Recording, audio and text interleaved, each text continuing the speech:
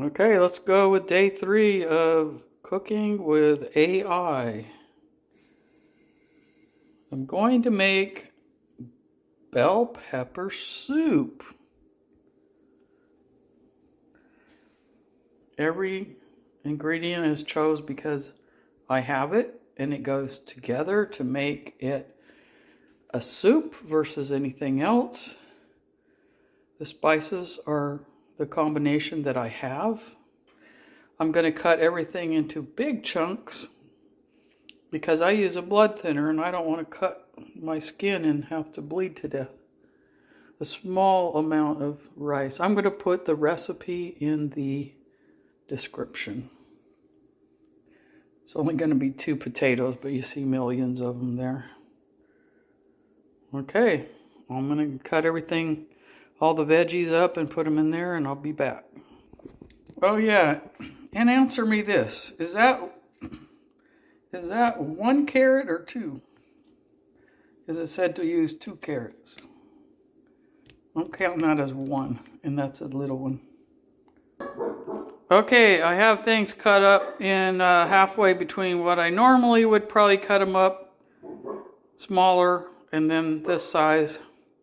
ChatGPT said to cut them up like in half and stuff like that.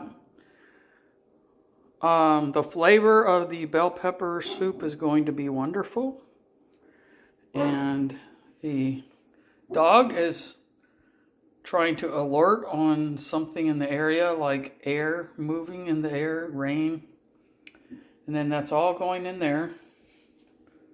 That's a reflection. And then the meat, if I browned it and then put it in there, it would disintegrate. So ChatGPT said to cut it into about 4 pieces and put it on top with a couple of tablespoons of rice to make it thick. We'll see how it goes. I think it'll be fine. I put the sauce, the tomato, like diced tomatoes on the bottom. And here are all the veggies. Oh, did you see that move? Oh my gosh. And then this is going to go on the top. I got to refer back to the recipe and see where the liquid is going to come from. I mean, there is some liquid in the diced tomatoes. I don't want it to be too thin. This may work out fine. Thrifty Grandma. I'm going to keep a couple pieces for something else later. So there's the 4 pieces of beef on top. There's a couple of tablespoons of rice, which actually ended up being about 3 tablespoons because that's all that was left in the bag. I don't want to have 1 tablespoon of rice sitting in a bag. Okay, it says 1.5 cups of water. So that's what I'm about to do. Right now, I'm kind of like I don't have all of my kitchen stuff with me. So there's my measuring cup. A jar.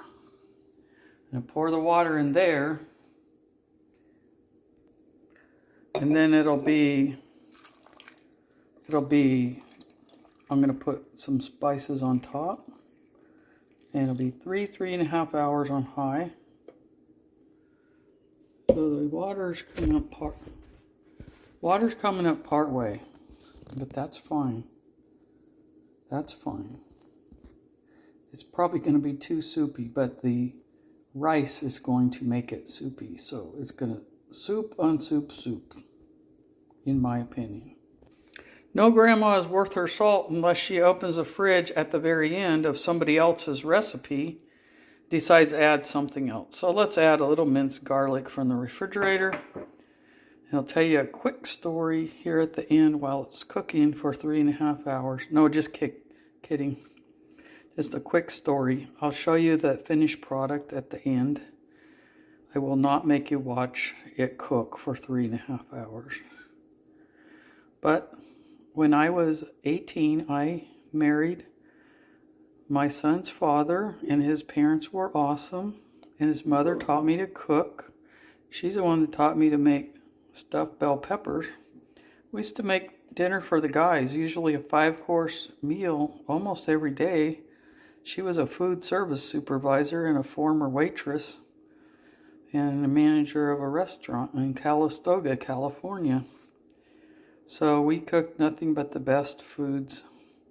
We made real bell peppers in little pans standing up with the open top and filled them with already cooked rice, already cooked ground beef, and these same ingredients with some diced tomatoes mixed in. So this should be very much, it literally already starting to smell like bell pepper, stuffed bell peppers. So see on the end when it's done, stand by. Okay, so right at the end, the rice was all cooked, everything's bubbling and good. I added a half a can of regular tomato sauce and stirred it, and then added some shredded cheese right on top, and it melted right away because it was super hot.